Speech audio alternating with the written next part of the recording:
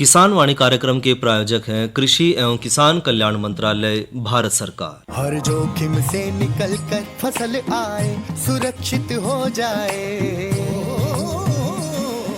फसल बीमा से हर किसान अब आत्मनिर्भर हो जाए। संकट के समय प्रधानमंत्री फसल बीमा योजना किसानों के लिए वरदान है। अब सूखा पड़े या बाढ़ आ जाए कोई डर नहीं। अब ओले पड़े या कीट पतंगे फसल खा जाए कोई फिक्र नहीं, क्योंकि हमने लिया है प्रधानमंत्री फसल बीमा। बुआई से फसल कटाई तक हर जोखिम का दावा, न्यूनतम प्रीमियम पर अधिकतम भुगतान का वादा। योजना से हर साल जुड़ रहे हैं 5 करोड़ से ज्यादा किसान। अब आपकी है बारी। नजदीकी कृषि कार्यालय, सहकारी समिति, बैंक शाखा, अधिकृत बीमा कंपनी या जन सेवा केंद्र में स्वेच्छा से करा सकते हैं पंजीकरण। फसल बीमा पोर्टल या फसल बीमा ऐप द्वारा भी कराया जा सकता है पंजीकरण। प्रधानमंत्री फसल बीमा योजना, आपकी फसलों का संपूर्ण सुरक्षा कवच। कृषि एवं किसान कल्याण मंत्रालय, भारत सरकार। विनोद भाई राम राम। मंजीत भाई, आपने भी राम राम और किसान वाणी कार्यक्रम सुनिए। सारे बाण भाइयों ने हमारी तरफ है मीठी मीठी प्यारी प्यारी राम राम। राम राम। और मंजीत भाई, आज के जो किसान वाणी कार्यक्रम है उसमें हम चर्चा करेंगे कृषि में बढ़ते हुए कीटनाशक अवशेष कैसे कम करें, और साथ ही भाइयों नई फसल नई उमंग के तहत चर्चा करेंगे मक्का फसल की देखभाल पे, और जानकारी लेंगे गाभिन गाय भैंस और नवजात बच्चों की देखभाल पे, और साथ ही भाइयों करवाओगे मनोरंजन, और जो दूसरे समसायिक विषय हैं उन पर भी करेंगे चर्चा।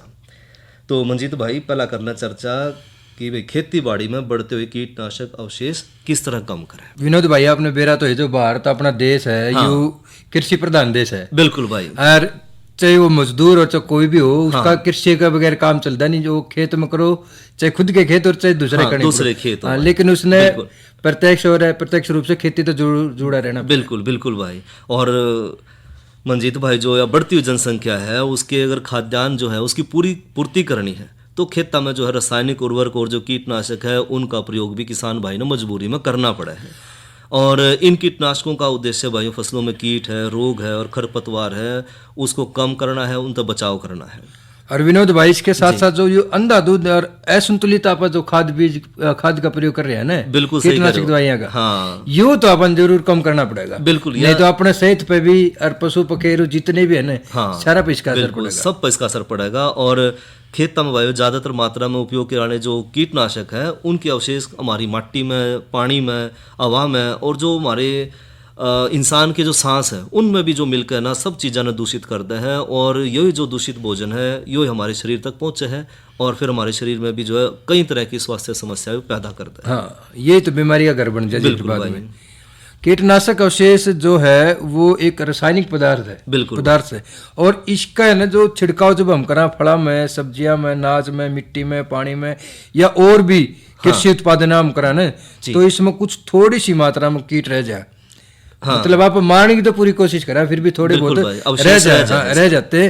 उनने भी हमने जो उसका प्रयोग करा ना, तो उससे रहने की वजह से फिर कैंसर जो ये करते, और जो गुर्दे, हाँ, और जो हार्मोन संबंधी बीमारी है ना, ये बहुत बड़ी समस्या और जानलेवा है। मंजीत भैया, तो आपने बहुत बढ़िया बात कही कि जितना भी हम इन रसायनों का इस्तेमाल कर रहे हैं इनका हमारे शरीर के किसी न किसी अंग पर तो जरूर इसका असर पड़ा है, चाहे हमारे छोटे बच्चे हैं और जो दूसरे हमारे घर परिवार के सदस्य हैं, सब पर इसका असर पड़ा है। इसके अलावा भाई जो दूसरे कीट हैं, मधुमक्खी हैं, पक्षी हैं, उन सब जीवों पर भी ये नुकसान पहुँचा हुआ है, और जो हमारे पर्यावरण का संतुलन है उसने भी सारे जो है रसायन है बिगाड़े हैं। और ऐसे में मंजीत भाई, जो कीटनाशक अवशेष हैं उन्हें कम करने का हमने किसी न किसी तरह कोई ना कोई तरीका तो निकालना पड़ेगा कि भी हमने ये कम किस तरह करने हैं।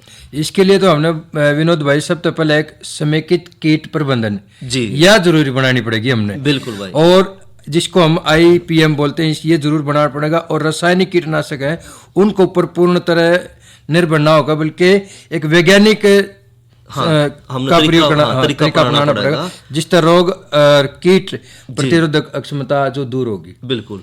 और उसमें हम क्या कर सकते हैं कि तो कीट प्रतिरोधी जो किस्म है वह लगाओ है, समय पे बिजाई करें और फसल चक्कर अपनावें, और खेत में भाई जो है नियमित निगरानी भी रखें, और जैविक नियंत्रण की अगर हो सके तो कोशिश करें जिससे जो हमारे ये जो रसायन है उनका उपयोग हम कम से कम कर पाओ।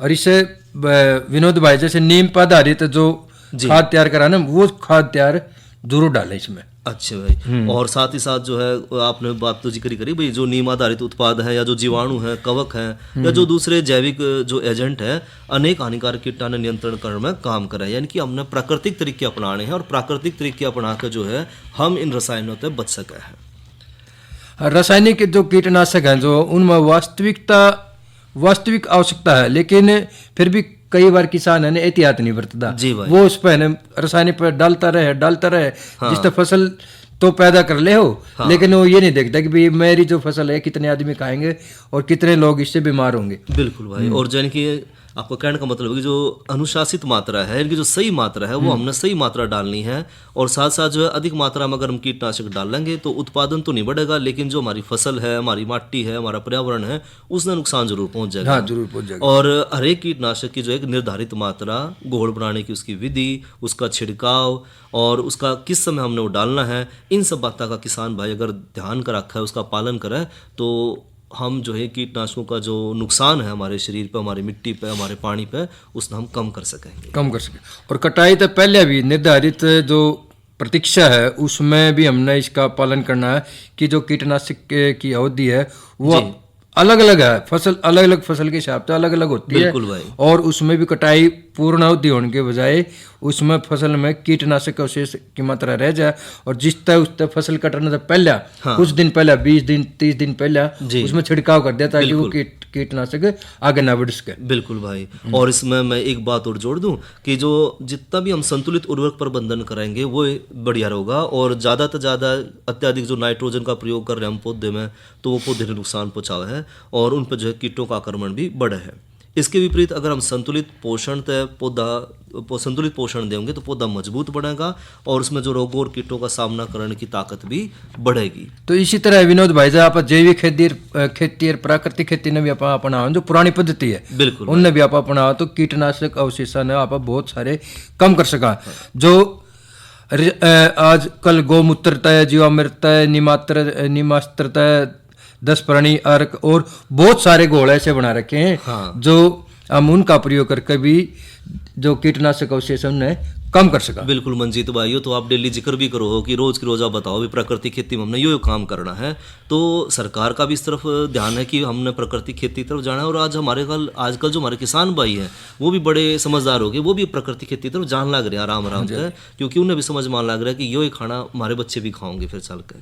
और इसी तरह भाई जो किसान है वो समय समय पर जो है प्रशिक्षण भी लेते रहो, ताकि जो है कीटनाशकों का जो सुरक्षित उपयोग है या उचित मात्रा है या जो उसका जो उपकरण है उन हम सही तरीके से किस तरह वैज्ञानिक विधि से जो है हम उनको इस्तेमाल करना है। और साथ ही भाइयों जो कृषि विज्ञान केंद्र है या जो कृषि विश्वविद्यालय है या जो कृषि विभाग के द्वारा समय समय पर जो प्रशिक्षण कार्यक्रम करे जाओ हैं उन सब में अगर हम भाग लेंगे तो हमें बहुत सारी नई नई जानकारी मिलेंगी कि जो है खेती बाड़ी में क्या परिवर्तन। विनोद भाई एक प्रगतिशील किसान का तो फर्ज पड़ा है कि वो इन प्रशिक्षण में जाके बिल्कुल वो अपना खुद भी ट्रेनिंग करे और दूसरे ने भी उसके बारे में सिखावे। बिल्कुल भाई।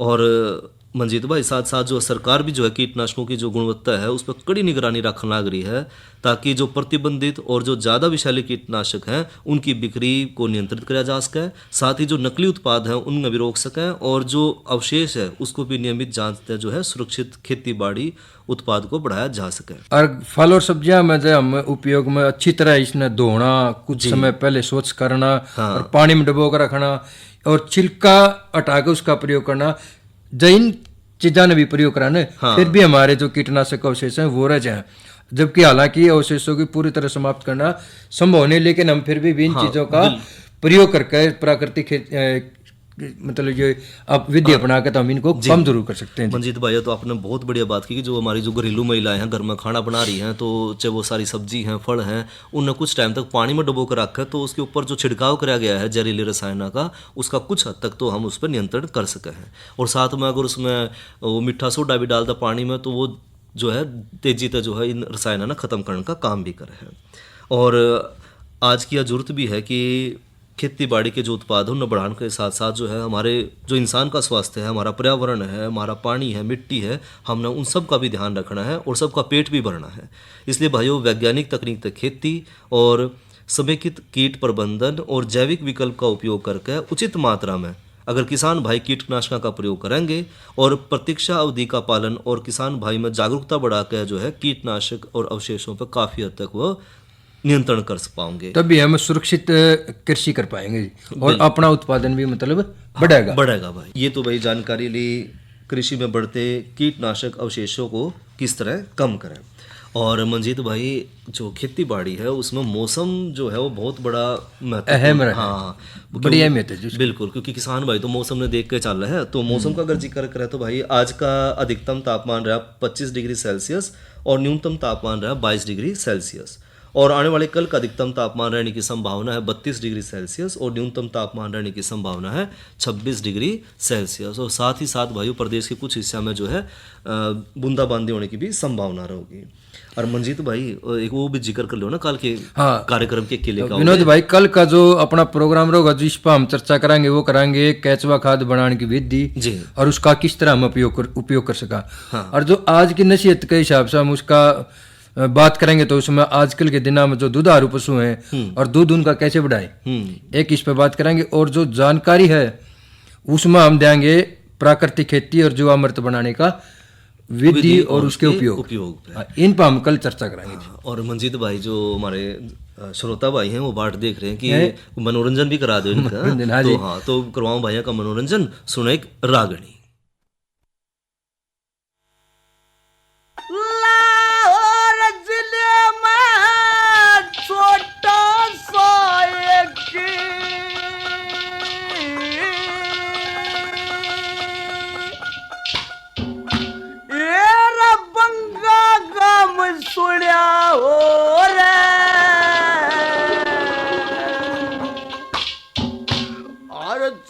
सिंह सरदार रहते कि साथ माम सुना हो रे। और जिले में छोटा सा नाम सुना हो रे। चैन सिंह सरदार रहते साथ माम सुना हो रे। और जिले में छोटा सा एक बंगा नाम सुना हो रे। चैन सिंह सरदार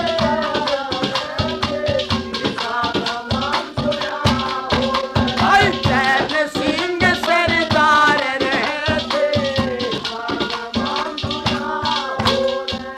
ये रे बापुर दादा पर दादा दुख बढ़ते बढ़ते भरे गए। आए आजादी न्यू करते करते करे गए। कर कहने पर 4 देश में फिरते फिरते फिरे गए।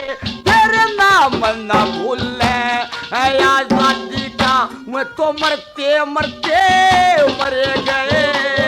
नाम न भूले आजादी का मरते मरते तेरा बाप मरा था बेटा हो गया। उनका यो काम सुनिया हो रे। चैन सिंह सरदार रहते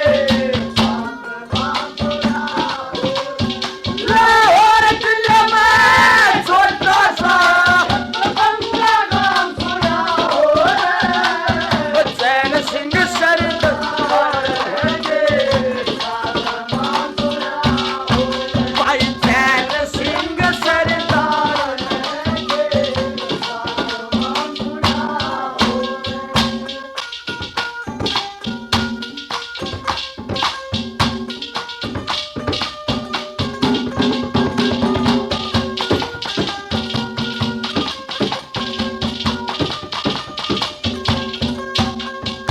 ये रे हिंदुस्तान आजाद करने में एक उनका ये घर न्यारा था।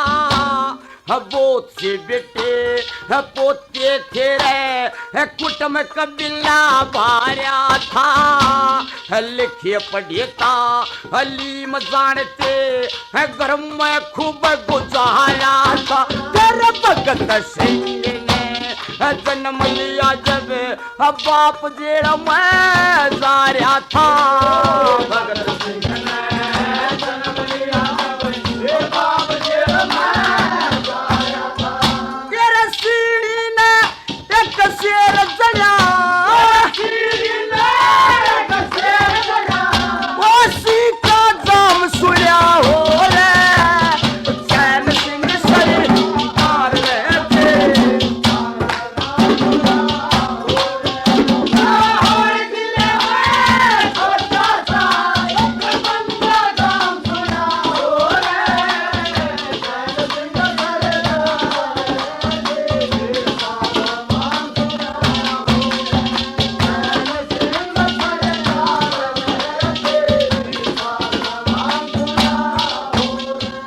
जब 6 साल का है ओया भगत सिंह है ध्यान दूसरा फिर गया है अंग्रेजा के है थप्पड़ मारा है जोश गात मैं भर गया है लिखिए पढ़े गया है बीए कर ली है घर ने छोड़ दे घर गया 10-5 साल की है करके टोली है नाम देश में कर गया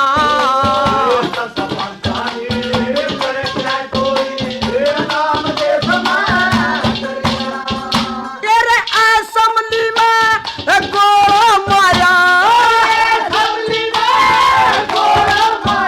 और नूसराम सुनिया हो रे चैन सिंह सरदार रहते साथ माम सुनिया हो रे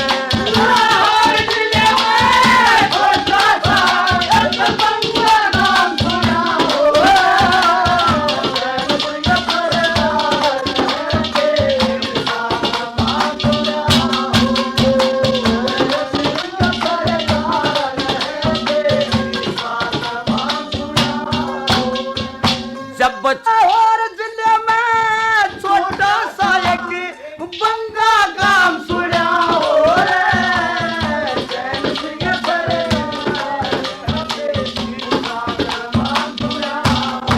भाई चैन सिंह सरदार रहते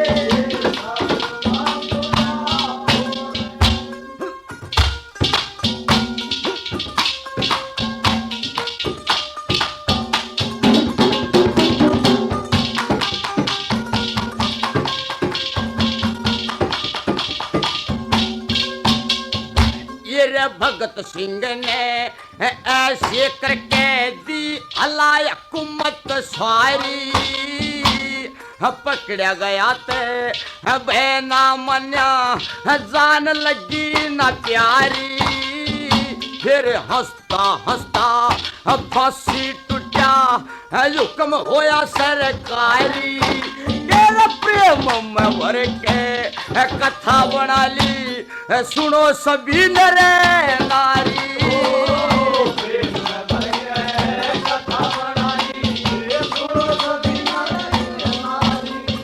श्री लक्ष्मी चंद्र ब्राह्मण का चला वो तो मंगे राम सुनिया हो रे चैन सिंह सरदार रहते की साथ माम सुनिया हो रे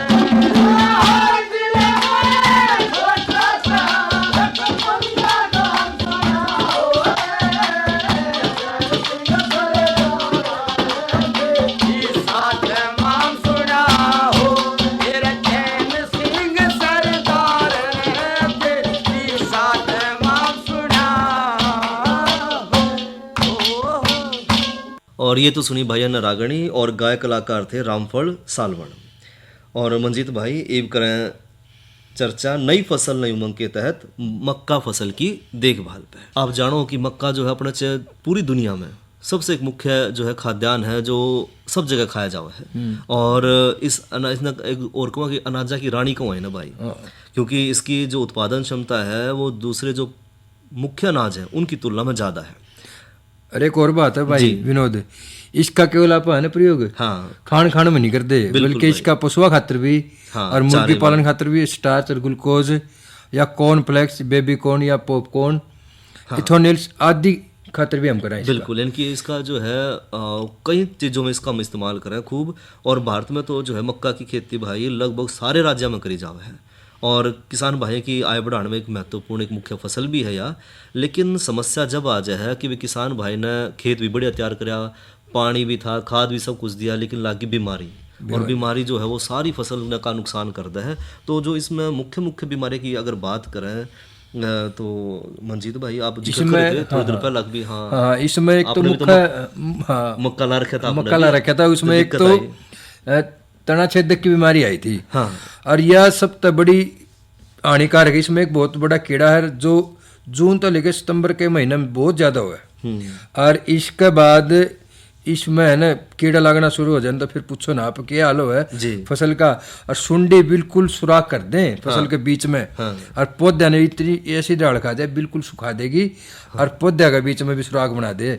इसका हल कुकर करा आप। हाँ, इनकी जो है ना पौधा सूख कर कभी खत्म हो जाए, इनकी मर जाए पौधा, बिल्कुल मर जाए जी। तो जो यह जो समस्या है हमारी तना छेदक समस्या, तो इसकी रोकथाम खातर जो है किसान भाई जो है फसल उगाने के 10 दिन पहला शुरू के उसमें 4 छिड़काव हर 10 दिन के अंतराल पर जरूर करें। और क्या का छिड़काव करना है? एक तो भाइयों पहला छिड़काव उगने के 10 दिन बाद 200 ग्राम कार्बिल 50 घुलनशील पाउडर ने हमने 200 लीटर पानी में मिलाकर 1 एकड़ के हिसाब से किसान भाई ने छिड़काव करना है। और दूसरा छिड़काव भाई उगने के 20 दिन के बाद 300 ग्राम कार्बिल 50 घुलनशील पाउडर ने 300 लीटर पानी में बढ़िया डाल घोल कर उसका 1 एकड़ के हिसाब से छिड़काव करें। और तीसरा छिड़काव भाइयों उगने के 30 दिन के बाद 400 ग्राम हमने कार्बिल 50 घुलनशील पाउडर ने 400 लीटर पानी मिलाकर 1 एकड़ के हिसाब से छिड़काव करना है।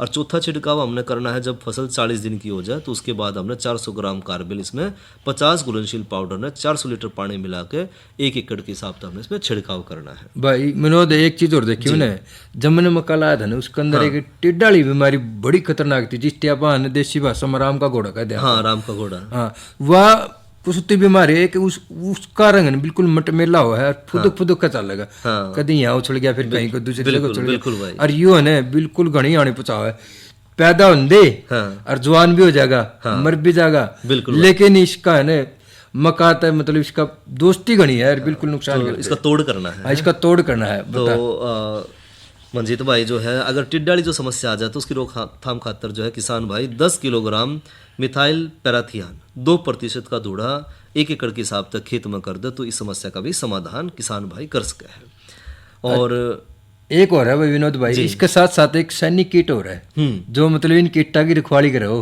अच्छा। इनका पूरा देवता हो, और वो कीट है ना सितंबर में अक्टूबर में बहुत ज्यादा नुकसान एक सुंडी की तरह है जी, बिल्कुल। और पत्ता ने पूरा न खा जाएगा, और बिल्कुल पत्ते के अंदर छलनी ही बना देगा, छिद्र छिद्र कर देगा उसके बिल्कुल अंदर, भाई। छेद छेद कर देगा। और कई जगह तो छुटपुट और अपना जो मल है ना वो छोड़ देगा, और उस मल तने फिर उसके अंदर बहुत सारा नुकसान हुआ है मक्का में।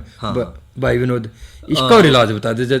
यो मंजीत भाई जो हमने बात करते हैं टिड्डाली, तो वह अगर दवाई हम डाल दें कि 10 किलोग्राम मिथाइल पैराथियान 2% का धूड़ा अगर हम कर दें तो उसमें हमारे टिड्डा का भी सफाई हो जाएगी और सैनिक कीट उनकी भी सफाई हो जाएगी साथ के साथ। और एक और चीज देखी भाई मैंने जी, एक और है चुरडा। हाँ। नाम भी अटपटा सा ही तो। हाँ, चुरडा थ्रिप्स की बीमारी का जिसने है। हाँ, हाँ। और ये भूरा रंग का है, ये अप्रैल तक लेकर जुलाई के महीने में छोटे छोटे पौधे में जब मतलब पौधे जामने शुरू हो जाए ना, बिल्कुल भाई, जब वे खाना शुरू कर दे उसका रस चूस चूस के इस ये पैदावार तो घटावे है, साथ में फसल में भी नुकसान करे। और एक हरा तेला भी है जी, इसका भी मतलब हमने जरूर ध्यान रखना पड़ेगा।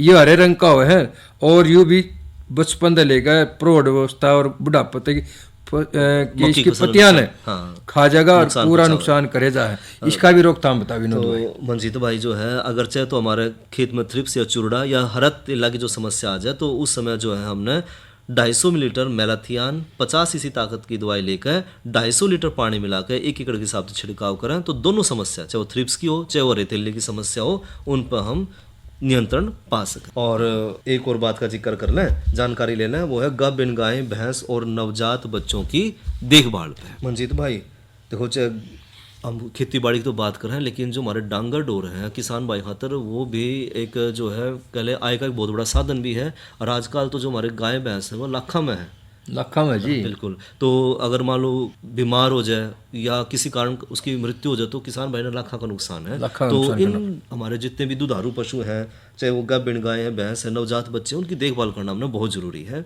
और जब देखभाल की बात करें, क्योंकि जो गाभिन पशु है वो भविष्य में दूध उत्पादन और अच्छी नस्ल का भी जो है आधार बने हैं, और जो स्वस्थ गाभिन पशु हैं उन तय स्वस्थ और मजबूत बछड़ा हमने मिलेगा और आगे चलकर वही जो है अच्छा उत्पादन भी देगा। तो जो गाभिन अवस्था है उस अवधि में गाय की जो गर्भ अवस्था है लगभग जो अंदाजा है वो 280 से 285 दिन की वो है, और भैंस की जो है लगभग 305 से 310 दिन की वो है। और इसी अवधि में भाइयों जो भ्रूण का विकास है, जो बच्चा है उसमें वो धीरे धीरे बढ़े है, और ख़ास तौर पर जो आखिरी 3 महीने भाई उसमें तो जो है बढ़ोतरी जो है बड़ी तेजी तो है बच्चे की, और उस समय जो हमने उसके पोषण का अच्छी तरह से ध्यान रखना है। हाँ, एक और है विनोद भाई, इसका अगर हमसे रहन सहन की बात करें तो जो गर्भवती पशु है ना, हाँ, उसका लिए हमने एक तो स्वच्छ, हाँ, तो जरूर साफ सफाई भी रखनी है। बिल्कुल भाई। और एक सूखा होना चाहिए, उधर गिल्ला नहीं होना चाहिए। हाँ, और एक हवादार कमरा हो, आर पार हवा निकलती हो जिसमें, और आरामदायक स्थान हो उसमें है ना, मतलब लाइट भी हो, प्रकाश मतलब सूरज की हवा भी आंदी हो, और हवा भी मतलब आना जाना हो, तो बढ़िया रहेगा। और फर्श उसका ऐसा होना चाहिए जिसमें मतलब टुकड़ी ना लाग रही हो, ताकि वह गिर जाए और चोट ना लग गए। बिल्कुल बढ़िया फसल हो, और वर्षा तर सर्दी तक बचाव भी करना पड़ेगा। कि जो बाड़ा है वो तो हवादार भी हो और सुविधाजनक भी हो। साथ ही साथ मंजीत भाई बाड़ा तो अच्छा होना ही चाहिए, साथ में संतुलित आहार का भी हमने महत्व रखना है। इस किसान भाई ने, पशुपालक भाई ने, कि खाने का भी बहुत बड़ा महत्व है कि पशु ने हरा चारा है, सूखा चारा है, दाना है, मिश्रण है, या जो खनिज मिश्रण है उन्हें उचित मात्रा में जरूर देवें, क्योंकि जो गाभिन पशु है उसके पेट में बच्चा है तो 2 जने की खुराक है वह। तो और साथ में जो बच्चा तेजी तक बढ़न लग रहा है तो हमने जो उसके अंदर जो कैल्शियम है, उसका फास्फोरस है, विटामिन ए, डी है, ई है, इस तरह के जितने भी पोषक तत्व हैं उनकी हमने पर्याप्त मात्रा अपने पशुधन तक देनी है। और अंतिम 3 महीना में भी हमने उसके लिए प्रोटीन और ऊर्जा का हमने प्रबंध करना पड़ेगा। बिल्कुल ध्यान भी रखना है इस बात का। और साथ ही साथ मंजीत भाई जो हमारे पशुधन है उसका स्वास्थ्य का भी हमने प्रबंधन करना है। और जब हमने मान ले कोई इस तरह की गर्भावस्था के दौरान मान ले पशु का द्वारा टीकाकरण या कृमि नाशक दवाई है जो, तो हमने तुरंत डॉक्टर से सलाह लेकर उसमें बीमार या बुखार ना हो, तो ऐसे हमने कोई भी समस्या आए ना, तो वो कर देना चाहिए। और एक और है विनोद भाई, हमने 60 दिन या 70 दिन पहले भैंस या गाय को छोड़ देना चाहिए ताकि वो अगला ब्याह हो ना, उसमें भी वो दूध सही दे पाए। आप सही करते भाई, जिस तरह ना किसान भाई है, पशुपालक भाई देखते रहे भाई डांगर को बुखार तो नहीं है, या फिर वो भूख तो नहीं लग रही उसने, या फिर जो सुस्त दिखने लग रहा है, तो तुरंत जो है डॉक्टर का परामर्श जरूर लें। तो ये तो ली भाई जानकारी गाभिन गाय, भैंस और नवजात बच्चों की देखभाल पे। किसान वाणी कार्यक्रम के प्रायोजक थे कृषि एवं किसान कल्याण मंत्रालय, भारत सरकार। अरे क्या कर रहा है? इधर हम बोल रहे हैं तेरे बीजू का। उतला बोल रहा है? पक्षियों से तो हम खेत को बचा लेते हैं, पर इन घातक रसायनों से कैसे बचाएं? मतलब? देख बेटा, तू जो ये अंधाधुंध रसायन मिलाता है ना, मिट्टी की सेहत बिगड़ने लगी है, और जब माटी ही कमजोर पड़ जाएगी तो उपज कैसे सेहतमंद होगी? अरे पहले ऐसा नहीं था, पूछना अपने बड़े बुजुर्गों से, कैसे फसल लहलहाती थी, शुद्धता झलकती थी। हाँ, माटी भी तंदुरुस्त और लोग भी। अरे पहली वाली बात कहाँ? पर अब तो सब यही डाले हैं। सब नहीं, आज भी लाखों जागरूक किसान परंपरागत विधि से फसल उगा रहे हैं, खर्चा कम और उपज की कीमत भी बेहतर पा रहे हैं। सच है? रे बेटे, एक्सपीरियंस से बता रहे हैं, धूप में बाल सफेद नहीं किए हैं। हाँ। ठीक है भाई, मैं भी आज से जैविक खेती शुरू करूंगा। माटी से प्रेम की परंपरा है, परंपरागत खेती। और भाइयों, इसी के साथ आज के किसान वाणी कार्यक्रम का समय यहीं तक। अपने भाई विनोद और मंजीत भाई ने दो राम राम।